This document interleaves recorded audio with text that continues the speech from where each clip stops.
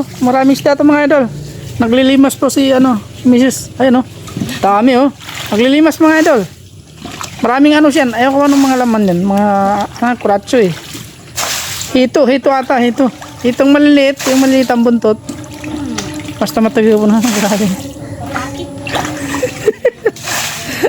Napakarami isda nito mga idol. Pero wala ako nakikita dyan puputi. Si ano pa yung nakasa din natin? Kapagpuan ko siya.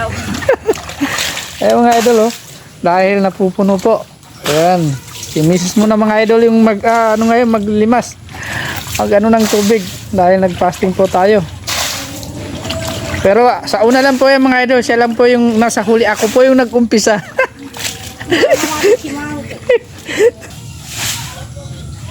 Basta masimpag ako na mga idol.